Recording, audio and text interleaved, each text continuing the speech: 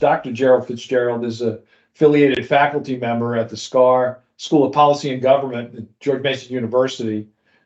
Besides that, he served as a consultant on a number of matters on religion and public life for the Aspen Institute, the British Council, and the European Union. Gerald, the reason we wanted to talk with you today, and you've been kind enough to give us some time, is a recent report that you just released, Mapping Anti-Muslim Discrimination and Information Manipulation and Its Impact on Humanitarian Aid and Development.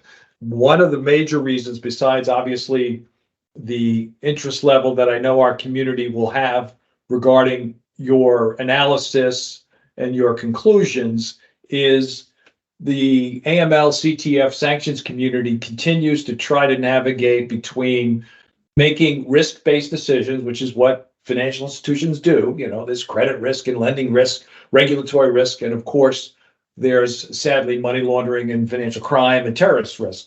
And they try to navigate that because they recognize that if they don't do business with certain categories of customers, there's impact. And so certainly we've seen that in clear evidence in the humanitarian world. So let me start, and we'll get to that in a few moments. But let me start with, given your background in this area, what drove you specifically to do this research that looks at all the current misinformation out there? You have case studies that are extremely relevant. Again, like I said, we'll talk about its adjacent impact on the financial sector, but why did you decide to put this report out now? Thank you, John. So I think it really married a couple of different interests of mine. Obviously, as you mentioned, I've been working for a long time in the kind of combating religious bias space generally. But then I've always been interested in disinformation, right? And the fact that we're in an environment right now where there's a crisis in public communications, and trust in institutions is historically low, trust in government, trust in media, et cetera, and it creates an environment that's sort of exceedingly permissive for the spread of disinformation. And, I think we're seeing a lot of effects of that in terms of disinformation in different aspects of our lives and its effect on, public health and democracy and just the social fabric more generally.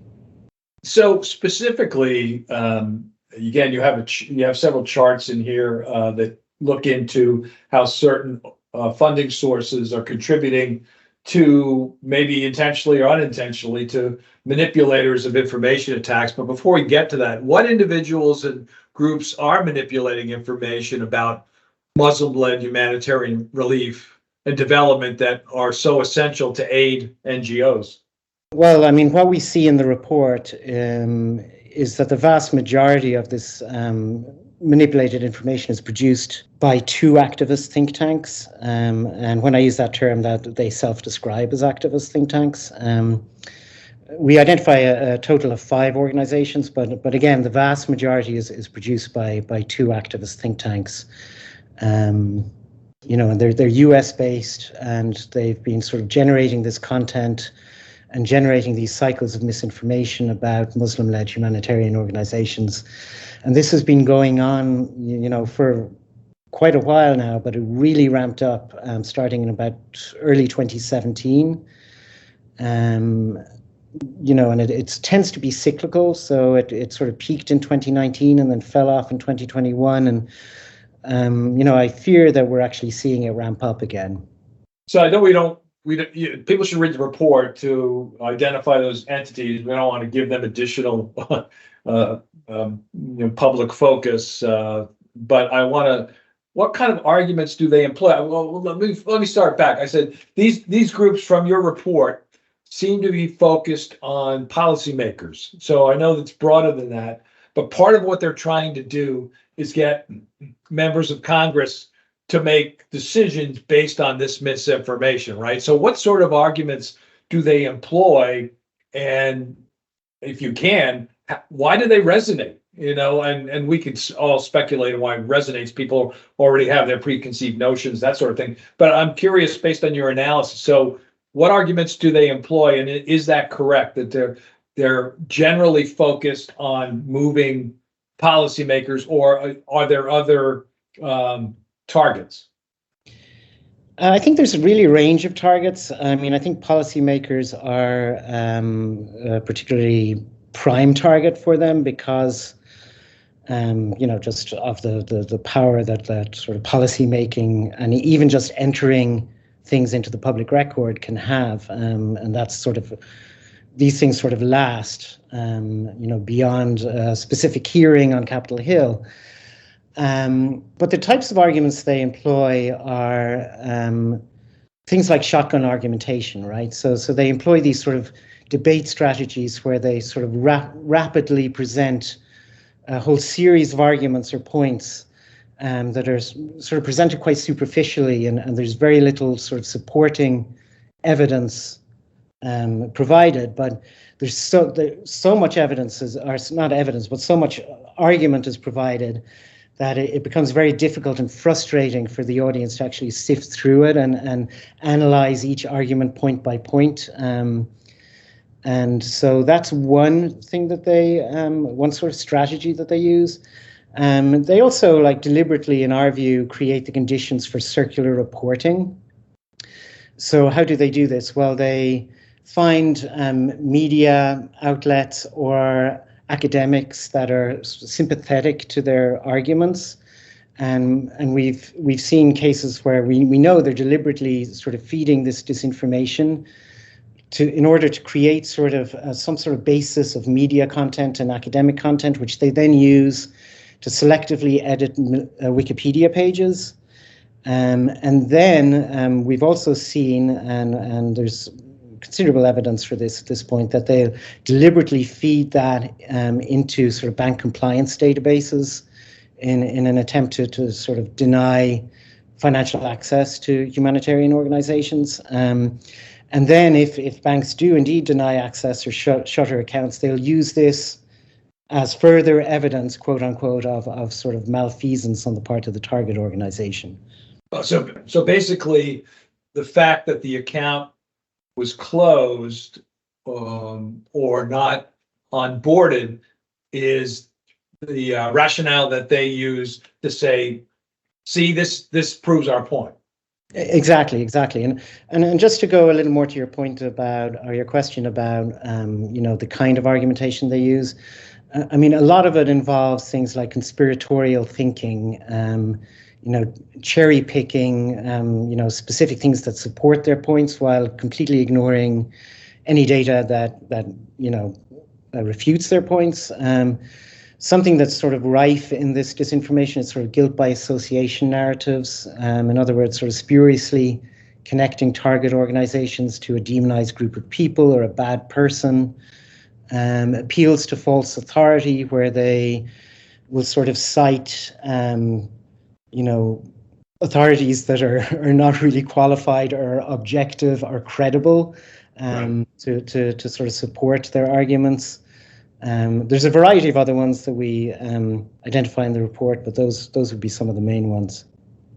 So the examples are, and you have the case studies in there that talk about a citation that might be irrelevant, as you just said, guilt by association, sort of cherry picking facts, which is an age-old issue, sadly, or complete misrepresentation. So all of these examples, many of these examples are spelled out in the report and gives certainly a good indication of how this ends up working. So that's the way, I assume that's the best way of making this information available, but it's also inaccurate. So besides what you've done in the report, what has been the response of the humanitarian universe, if you will, community, to try to disabuse people of these false allegations and things? I mean, I know there's trade associations out there. I've worked with some of them, so I recognize that that's going on.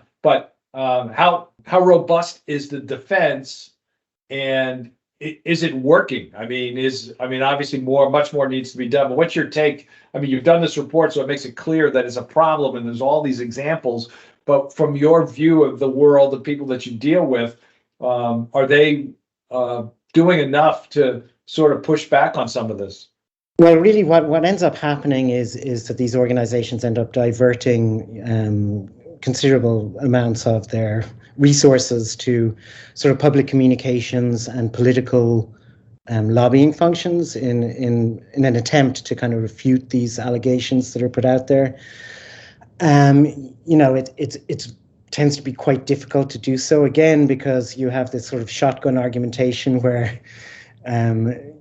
you have such a volume of false or misleading allegations that are put out there that the attempt to actually refute each one individually becomes sort of a mammoth task, right? And Sure. this is known as something called Brandolini's law in online spaces, right? That it's much harder to refute bad information than it is obviously to put out the bad information in the first place. So this ends up sort of, again, as I said, sort of diverting resources that would otherwise be spent on life-saving operations to kind of public communications, political functions.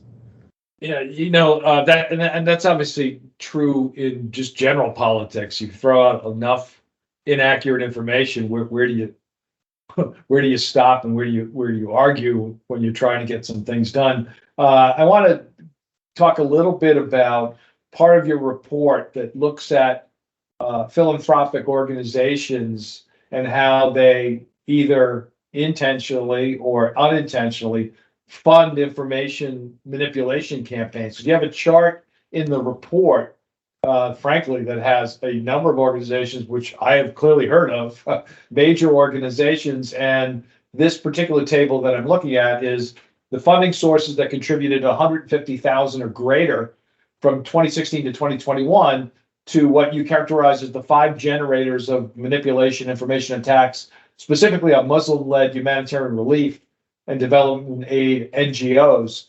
So I'm not asking you to go, people can look at the report and make up their own mind regarding it, but what's your general view? Are all of these organizations well aware, or do they need people like you to point out, folks, some of the funds that you think are going for humanitarian support are in fact doing the opposite? I'm just really curious because, again, looking at the list of these trusts and entities, I've certainly heard of a number of them. Yeah, I mean, I think it's really important to be aware of the fact that I think a lot of these funders of these socially harmful activities are probably, in fact, unaware of Right. the fact. And I think in that particular chart that you're referring to, we put in a column in there of the percentage of total funds dispersed. Yes, you did. Yeah. For each organization. So the idea there was to show that, an organization such as Fidelity Investment Charitable Gift Funds, right? It's 0.01% of their total funds dispersed in that time period, right? So also, that's a DAF, right? So donors give money to Fidelity, they take the immediate tax break, and then they direct Fidelity where to put the money. So it's not like Fidelity is right funding it. So in a lot of these cases where we see sort of much larger percentages of the total funds dispersed, then you start to question, this is probably not a good actor in the funding space. So I think that's, it's important to interpret. This chart in that particular fashion, right? We don't want to cast a pall over all of these funders. We just want to point out that, you may not be aware that you're actually funding these socially harmful activities. Right, and that's the point, right? The point is, look at these organizations. People, like I have said, I've heard of them. You make the point that these are small percentages, but they need to be aware that at least some of their funds are going to places that are harmful to the overall scope of your mission, and that's aiding humanitarian organizations. So I take your point. I want to also ask you, one of the things I've learned in the years that the AML community that we've worked with charities, humanitarian groups, was what we didn't know, what financial institutions didn't recognize in terms of the due diligence that gets done, by charities, how they're governed, that sort of thing. And then we learned about things like GuideStar. So GuideStar, which is now called Candid, is a primary source of information and database for nonprofits. So so now institutions, not just now, but they obviously recognize that as a data source. But you have a segment in your report that talks about back in 2017. I want you to talk about this a bit, that they took the step, Candid did, of highlighting several nonprofit groups that were identified as hate groups by the Southern Poverty Law Center, which is a well-known and well-respected organization. But there was some major pushback. You want to talk a little bit about that? Right. Well, as you mentioned, yeah, Candid took the step of sort of flagging nonprofit entities that had been identified as hate groups. There was an enormous amount of sort of political pushback on that. And ultimately, it played out in the media. Candid ended up backing down. Yeah, I mean, it was just an attempt to kind of combat the social harm caused by hate groups was basically defeated in sort of the media and political realms at that particular point. Yeah. Right. So people should look at that. I also want to talk about more positive things. You've recommended in the report how funders can better understand sort of this universe. You have a section in there on risk assessment and management, how to align your core values of the various foundations and trusts, have a more engaged philanthropic response for nonprofits. And then you also mentioned something that seems logical, wouldn't have known that, but one of the most effective approaches for funders is to reduce their exposure by focusing on local needs. So there are definitely some very positive things in there, including, again, a number of recommendations beyond that. But as I said, there's case studies. I'm going to ask you some final thoughts on the financial sector for a second, but anything in particular in the case studies that you want to highlight? There's a number of they're very comprehensive and detailed, but we want people to read all of them. But is there anything in particular you want to flag for the audience now? In the second case study in the report, which addresses a cycle of manipulated information that targeted a charity by the name of Helping Hand for Relief and Development, we actually, really dug down and found the original source material that created, that was used as the original source, primary source of allegations made against Helping Hand. And we kind of deconstruct that. And not only that, but we deconstruct the initial reporting that was, stateside content generation of an attack basically on Helping Hand. And I think for people who want to kind of see how this works and what the roadmap looks like, that the second case study on Helping Hand is particularly instructive. And we, in fact, kind of use the framework that we develop in section 3 of the report, which looks at all the kind of logical fallacies and different ways of manipulating information. And we then use that framework to deconstruct one of the kind of articles that formed really the source of a whole cycle of manipulated information that ended up sort of penetrating Capitol Hill, leading to sort of a House resolution, flurries of emails, and various other sort of legislative actions. That's consistent with sort of my last question before I ask you to sort of predict where we're going to be in 5 to 10 years. But how does it make it? How does all this make its way to policymakers and financial institutions? And you've already alluded to that lobbying by these generators of false information can result, as you say, into House resolutions and hearings and that sort of thing. Anything else you want to say regarding that? Because I think that's pretty straightforward. That if you're getting sympathetic members of Congress who are responding to information that's not in many cases, not only inaccurate, but deliberately inaccurate, that can lead to bad policy. Yeah, I think it's as simple as that. Really, is that one of the generators in particular has a lobbying presence on Capitol Hill, and I'm not saying that all the work that they do is necessarily bad, but I'm saying that in this particular sector, and what they're doing is manipulating information. So they may have a level of sort of credibility on Capitol Hill because of other work that they do, and then they're able to sort of use this to kind of penetrate the offices that they need to on Capitol Hill. In terms of the financial sector, we